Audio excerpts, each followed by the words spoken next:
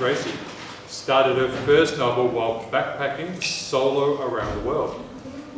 She's just finished her 22nd book, a nationally best-selling author in the USA, published by the Penguin Random House Group. Her Regency-era novels have been translated into more than 18 languages. Please put your hands together, and the rest of the panel. Actually, I am the Dowager Anne Gracie, in deep mourning currently for my imaginary husband.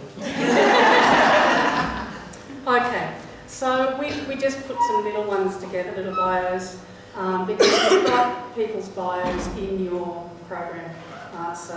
Okay, so we'll start with Elizabeth in the middle. Elizabeth Ellen Carter. She's an award-winning historical romance writer who pens richly detailed historical romantic adventures.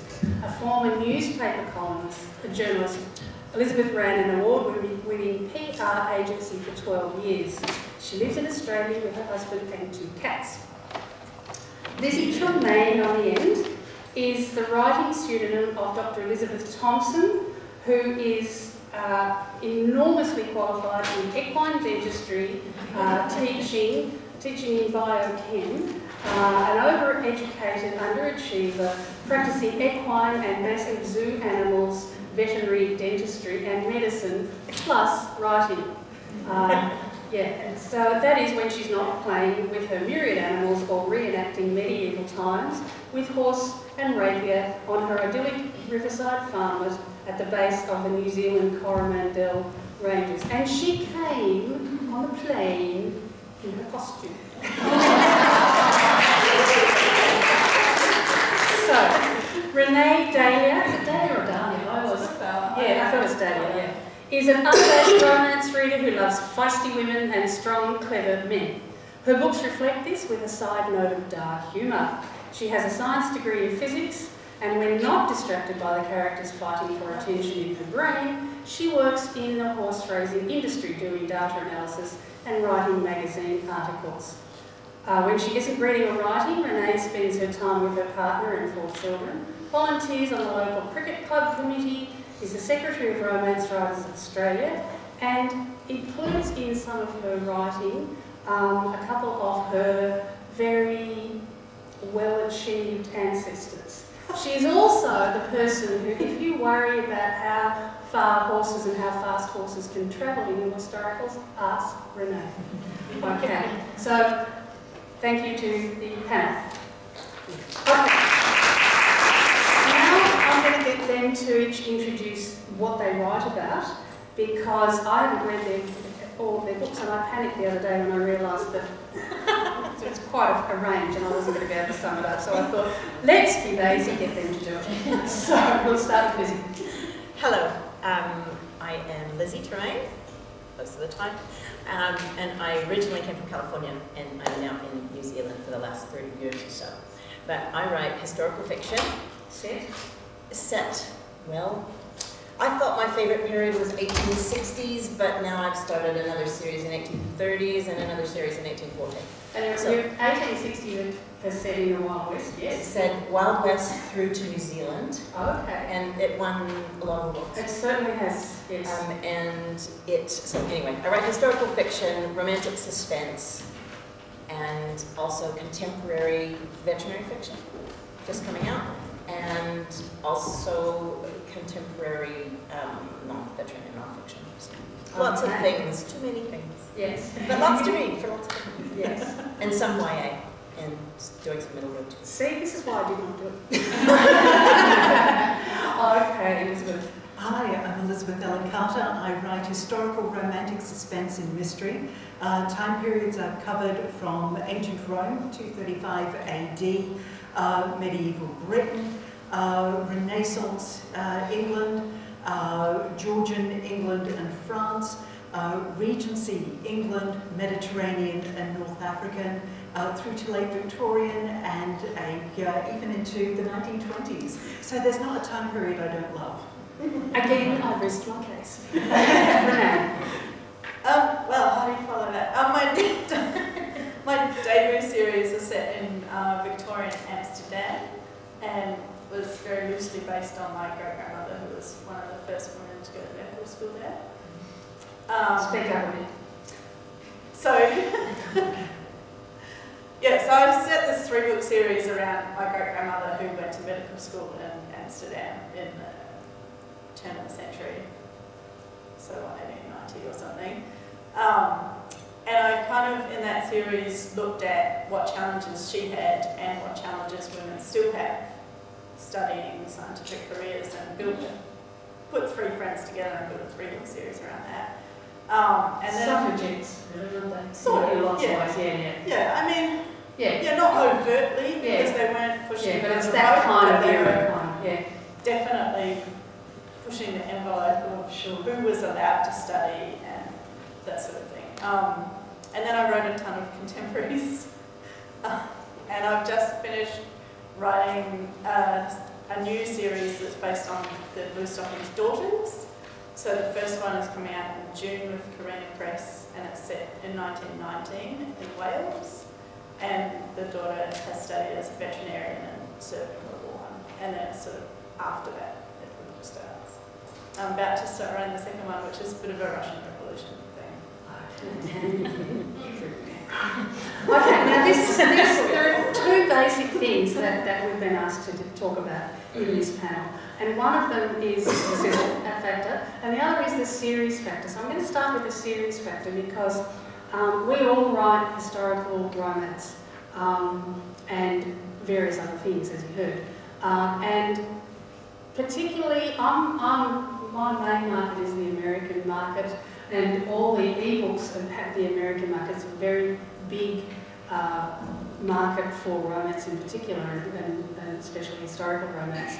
And the readers particularly love series, so we tend to write in series. So, for instance, Georgette Hyde didn't write in series. There are a couple of vaguely connected books, but other than that, they were standalone. But we tend to write in series. So, my first question, I'm going to ask the same question to each of them. We'll start with you, Renee. What's the appeal of series for you? For you as a writer, and also maybe for you as a reader? Kind of the same thing, really. I mean, it's the sense of friendship or family that you build a world around. Mm-hmm. So my first series was a set of 3 friends who went to university together. And each book was... And each book is one of the friends. So the stories are connected because they are friends and are together in all the books with that friendship going across the series arc. But then they each have their own romance in their own book. So you could read them by themselves, I guess, as well. Yeah. Okay, that's good. Yeah, I hear what you're saying too. When the first series I wrote, called Heart of the Corsairs, is set in the Mediterranean in around about 1914, spanning through 1916, and it looks at the Barbary Coast pirates. What that gives me the scope of doing is telling a larger narrative arc rooted in history, and then bringing the romance between the hero and heroine of each book as part of that, which is really interesting because you then get an opportunity to go into character growth for a character who's had their romance in the first book, and by the end of the third book you get more of how they've developed as individuals and as a couple. So you're following the same series, the same people, the same couple through each series, or it's a different couple who connect? All 6 characters are known to each other in the first book, Yeah.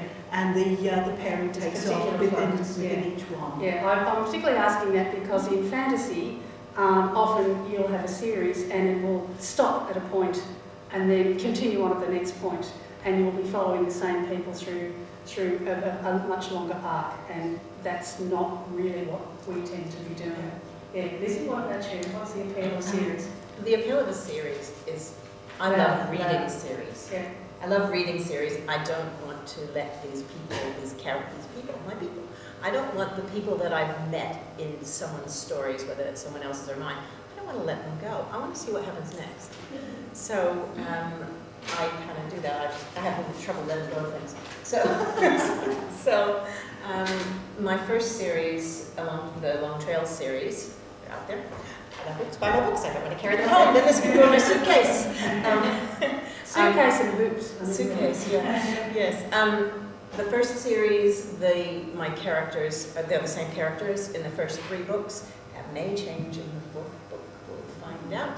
But it's a continuation because I think life continues and they get different challenges and you just have to keep going in different places. My next few series that are both in the works, the Scottish historical set in it starts in the middle of the Highland clearances. And the lairds and ladies are not the good guys here. So if you haven't read much about the clearances, do. And they'll be going on through Jamaica and up to Civil War United States. So, and that's just been requested by a big publisher. Yeah. And the next, and that series ties into all my 3 series that I'm developing, all tie together. People from each one are going back to the others. So, if you don't like to let people go, You truly can't let people go. Yeah. Well, and I think too that a lot of the readers who, if they connect with a series, you have to be quite careful of minor characters, particularly males, who step forward and seem to be of interest. I have 3 series back, I had a minor character who, when I contracted the series, he was right in the background, vaguely villainous. He was going to hardly be on the page. He wasn't on the page very much as he continued, but the last book of that was out in 2012. I still get letters, I still get at least once a week saying, what happened to Marcus? Where's Marcus's story? Yes. So, and I just had to write back and say, well, it wasn't contracted, and I actually have almost, some cut and paste answers because of, but the thing is that romance readers in particular like to match people up. Where there's sort of a bunch, the readers are a bunch of born matchmakers, and they like anyone they like to be happy by the end and matched up. Yep. So that's a big part of the appeal. So the happy ending is crucial. Yeah, absolutely. Yeah, it is. Yes. Don't toy with that. Readers will hate you forever. But this is the interesting thing though, and it's one of the reasons why I love writing romance, is because you are guaranteeing your characters a happily ever after, you can put them through the most hellish situations ever. Yeah. And that brings an element of hope that no matter the circumstances your characters find themselves in, there is a togetherness, there is a recovery, there is hope for tomorrow. And I think that's what makes romance as a genre in itself really powerful. I think I agree with you. Just to give you a little hint of exactly how important series are to the American market, when I sold my very first book to Berkeley in New York, it was about a plain older sister and a bunch of 3 more younger sisters who were pretty.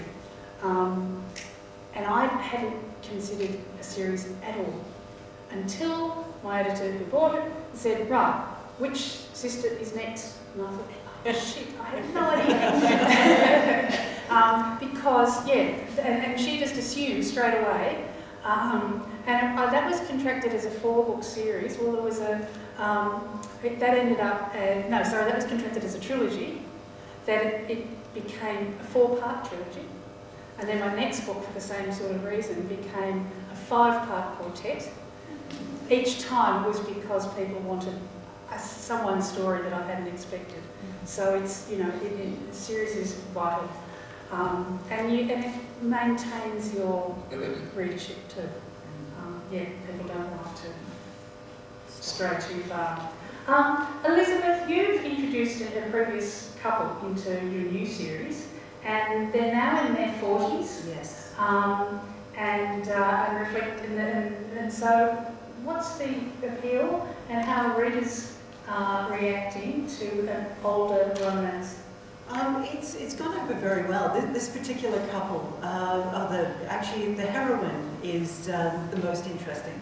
In my first novel, Moonstone Obsession, she was one of the villains. She was a nasty, mean girl character.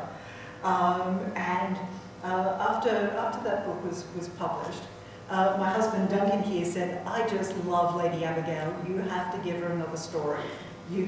So he's become her biggest champion. So I did that in the sequel, Moonstone Obsession. Moonstone Conspiracy. This was set in early French Revolution and the Reign of Terror.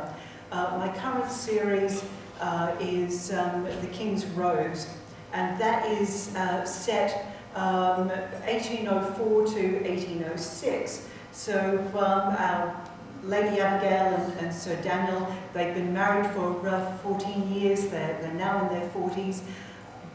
To me, the appeal of creating, as you were saying, Lizzie, these characters that you've grown to love, to see how they develop, but also how they mature as individuals, because the bitter, acerbic,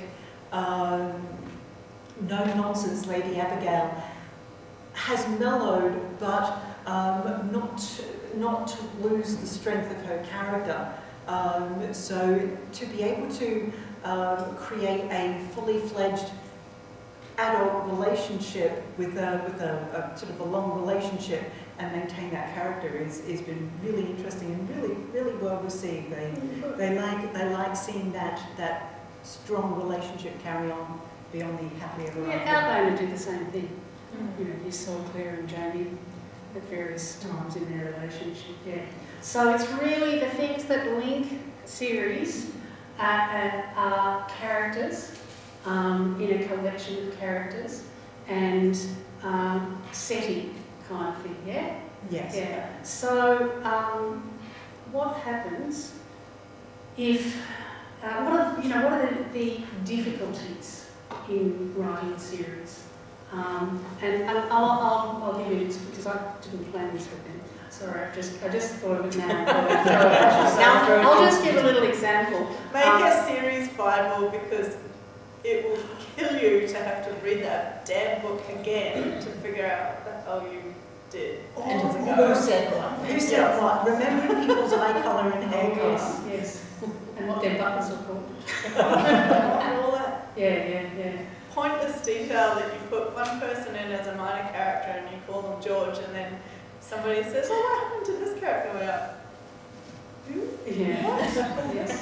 Why didn't I write that down? I find what helps me is if I have an outline of the full series.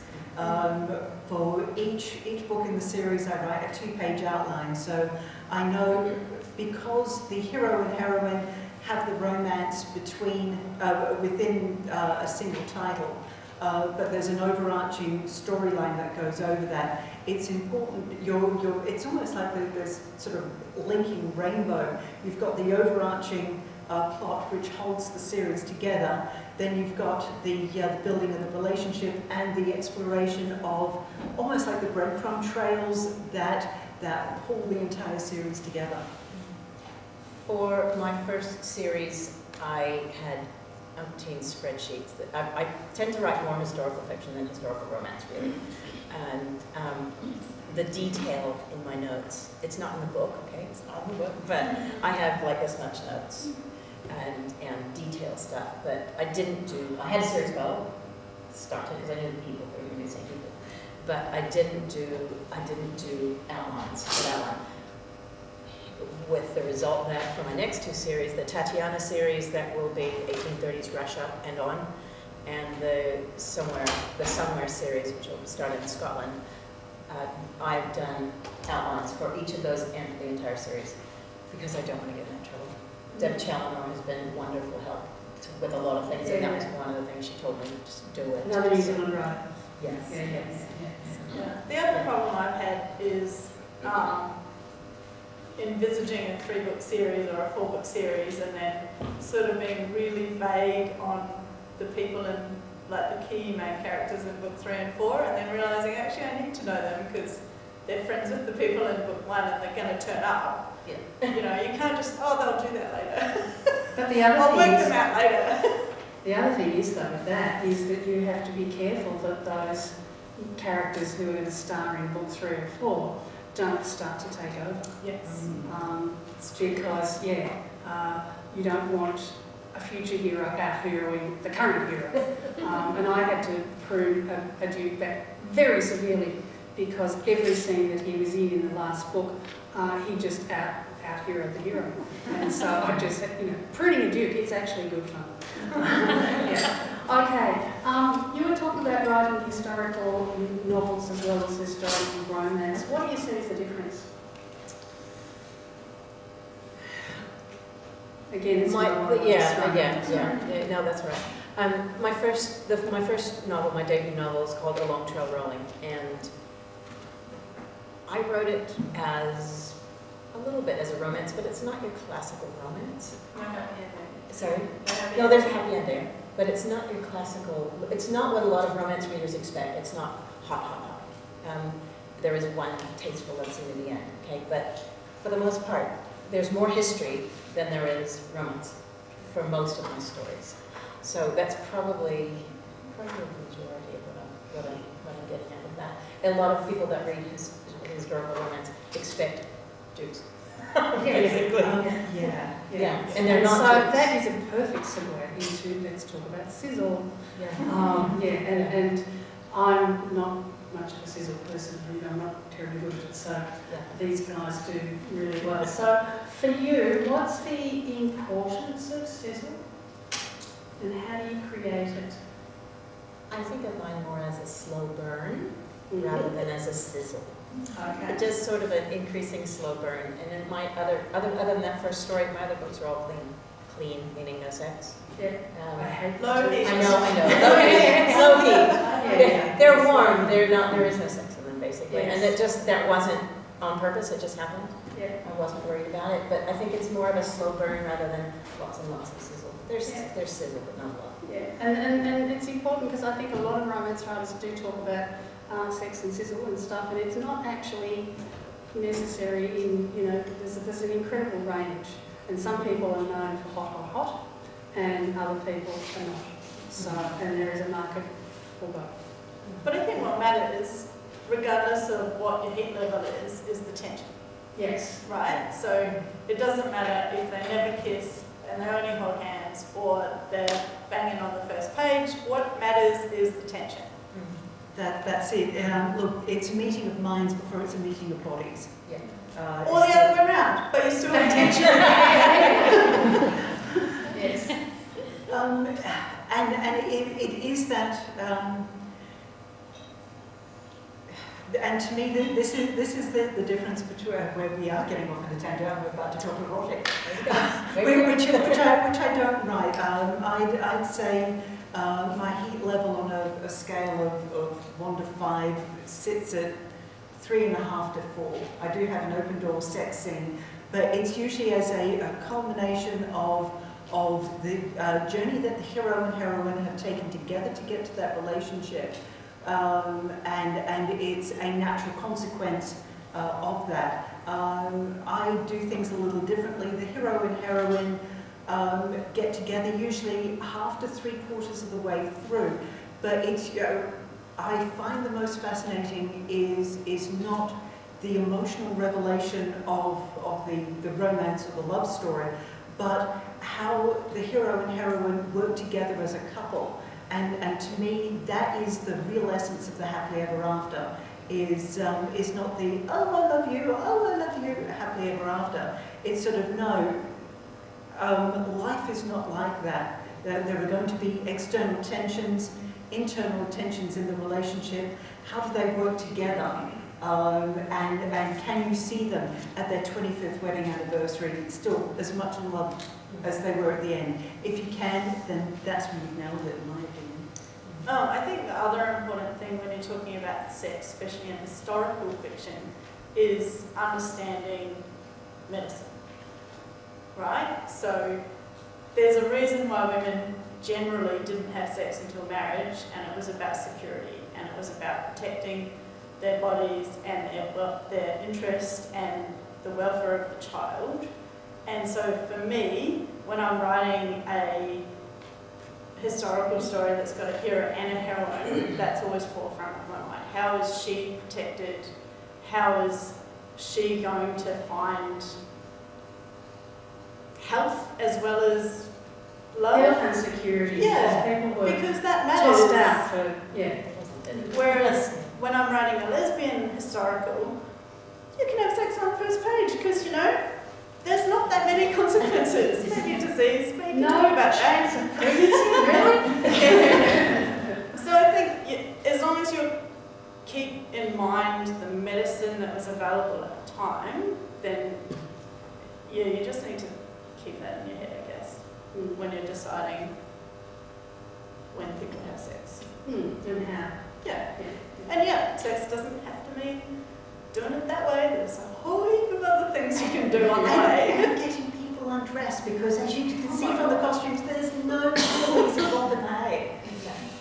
Yeah, there is, because they didn't wear They didn't undies. wear undies, Oh, So it's actually pretty it's easy. pretty Yeah. Yeah. But you can't get at the rest of it. you can't neglect the breeches. And in fact, No, but you can hide a whole bloke under there. So you yeah. When you're anyway. talking about at least, what, 8 buttons on a set of breeches? 10. He doesn't have to It's get sort of, off. hey, he's... Fumbles at his buttons. It's like you've got to be a steady power. Okay, let's, how graphic or ungraphic do you like to go? I'm probably at a 5 for heat level. Out of 5. Out of 5. Yeah, okay. That's a good But I way to have written a couple of lower heat books, but they're really high in emotional tension. So, yeah, some people still call them very hot even though nothing physical happens. I do one open door sex scene. If you're not familiar, it's a movie term. You've got people who go up to the bedroom door, fade to black. and carried her into the bedroom. Next morning, she came back with a satisfied smile. Sorry, am I going on? Are you finished? Probably. As I mentioned before, my first one has a tasteful love scene. It's probably, out of 5, it's probably a 2. There's no explicit body parts. A lot of emotional connection, increasing connection all the way through. And as I said, conversation. lots of conversation and lots of, he was fairly damaged in himself and a lot of trying to fix that. I think I was trying to fix my old dance partner that I couldn't fix. So when you're a writer, you can do all sorts of things to control other people. It's really good. Or if they really, really piss you off in real life, I've done Bad this. idea. You write them in and you kill them as slowly and painfully as possible. The baddie in my Scottish historical is going to live, but he's going to be really sorry he's living. Okay, let's talk a little bit about the research you do. Where do you get a lot of your research, your background stuff? I do as much primary as I can, but I am researching in Russia, in Scotland, in Jamaica, all over the place. I do a lot with New Zealand. We have something called Papers Past, which is it's the digital version of the old newspapers. There are quite a few Trove. Yeah. Okay. And if you're, some of the state libraries also have Yeah. give you, it's free, they're free to join, I believe. Yeah. Certainly in Victoria they are. And you can join, you can even join online. You get access to the OED. That's just for us to shut up soon. And there are enormous available things to look at. Yeah. The Auckland War Memorial Library has some amazing stuff. Like I found the Old Quartermaster's Journal. The 3rd book in my first series is New Zealand at the time of the Waikato Wars. And I got a lot out of there. And just reading everything I could. So, and the notes for, like I said, long trail rolling like this, it involves the Pony Express. And I was calculating on Google Maps, calculating down to how fast can a horse go over this terrain. And survive. and survive. Yeah, and do well. Yeah. But that is not in the book. But I needed to know that they can leave this place on this date and they can be there by 5 p.m. on the next day. So. I think this is where the internet has changed everything, How because do you do this the before the internet? no, How do they exactly. The number of primary sources that you can get to, you know, in the convenience of your own kitchen, Yeah. it's really there. There's no excuse for good scholarship. I spent the past 2 months delving into the inner workings of Cornish mines. So, and I ended up spending a week research. I can't remember what it was now, but it was just for one line.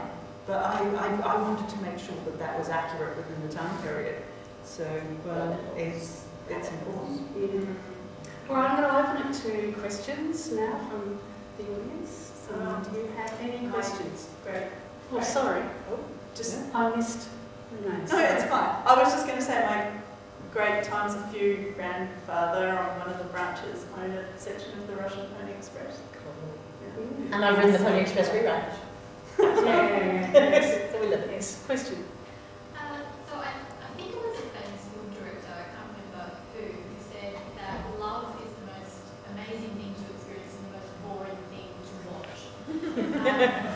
And so many romances are all about, like in all sort of settings, in ways, the lead up or the tension or emotional connection. Why do you think we're so obsessed with the getting together? And how do we make the aftermath, like if you're going through this series with characters and couples, how do we make that more interesting? It's the external tension. I mean, I hear what you're saying about the film director. The advantage that books have is we get inside the character's head, and that's where the tension is. It's really difficult if you're on the outside looking in to it takes a gifted actor and actress to create that tension and sizzle on scene. So that's one of the advantages that we have as novelists. We get into our protagonist's head. Going back to how to maintain that, it's what's at stake, and that you've got to make the stakes big enough to carry that through. Mm. So great. And it also helps to think about internal and external tension and internal and external plot, because there's often an interwoven plot. So you might have kind of an action plot that's running along, woven simultaneously in with the relationship plot. So that's And often your external plot drives your internal plot, because you'll have someone who's afraid of taking some sort of step emotionally, and the external plot pushes them to have to think about that internal tension. I can give you an example of that. The hero of Captive of the Corsairs is a young English privateer who was captured by the Barbary Coast pirates as a cabin boy, who was he was a sex slave until he escaped at 18. He's driven to revenge against the slaver who took his boat captive. So that's the external tension. The internal tension is, how is somebody emotionally damaged like that going to build and trust in a relationship, an intimate relationship with someone? So in that case, one thing feeds on the other. Yeah, I do a lot of that when I say mine is a lot more historical fiction than that. The issues in it.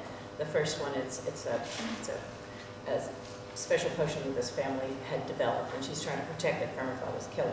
In the second one, it's the attempted secession of California. In the second book, in the third book, it's getting in the middle of the White Kettle Wars. So yeah, but those all, like you say, like both of you say, they drive people to push the boundaries of the problems that they have that they need to fix. There's a bit of a saying that I sometimes use in teaching: put your hero and heroine together in a crucible and then add heat. And heat not meaning, sexual heat necessarily, danger, fear, all of that sort of stuff. But you keep them together and battling to sort of survive whatever you've applied to the crucible. They have to have a reason to be together and a reason to pull them apart, and those things have to happen at the same time. Yeah. Lisa, did you have any hand up? Yeah. Yeah, I was just going to ask, how pure are you guys on anachronisms? Like, nothing annoys me more than reading a book set in 1745 and they say okay. Yeah. It was invented by American pilots in World War II. How do you get backlash on anachronisms ever, or are you very... Look, I'm pedantic about it. That's the nicest way of putting it. And then I may get it wrong, but I haven't had any nasty letter about it yet, so it's good. It's interesting, again, pedantic, but it's interesting that there are assumed histories. For my medieval, I had, it was a jousting contest, the sides were decided with a toss of a coin. I had a very, very nasty review saying they didn't do that back then. Sort of, well, they were playing toss-up games like that in the Roman era. So, but you can't. I think you can't argue. You can't argue. You never argue, but you do try and do your best to be as historically accurate as possible. I mean, I'm probably less pedantic, but I think, I mean, the interesting one for me is swear words. Swear words are way older than most people assume. They go back to the 1200s in writing and probably much older in verbal. That's where OED online is really good. Yeah. Yeah. But and author notes are great because you can say, look, I found this reference that said Cardiff had no cars in the main street like from this date, but I couldn't find the end date, so I've assumed that the council let them back in because it's convenient to my plot. But you know, I could find the start of the band, but not the end of the band. But you just write it in your author notes, and then people can do what they want with that. And I've made a few shocking mistakes. I try and make it all as good as I can, and I'm pretty pedantic about word use and stuff. I probably access the OED 2 or 3 times a day. But the shocking mistakes that I've made are because I've thought that I already knew something. So I had my heroine's mother making a pilgrimage to Lourdes 70 years before St Bernadette had her vision, because I thought I knew, didn't I? So I just didn't bother looking it up. And Catholics from all over the world wrote to me, and I just had to mea culpa. You know, I'm sorry, you know, I made a mistake. You know, you do the best you can. And look, there are some, in the American market, there are a lot of people doing very strange things. There was a very well-known writer of historicals recently who had her hero Duke, who was the Duke of Edinburgh. And nobody picked it up until it came out, and then English and Australian and New Zealanders and went, what? Because, yeah, so, yeah, you do your best, you just do your best. Yeah, please. So this is more of a research question concerning the tyranny of distance. Your novels are obviously not, not obviously, but quite a lot of the time are not set in Australia. How important is it to walk the walk, do you think, to actually go to where your settings are? Well, I've never been to Amsterdam, but my dad was born there.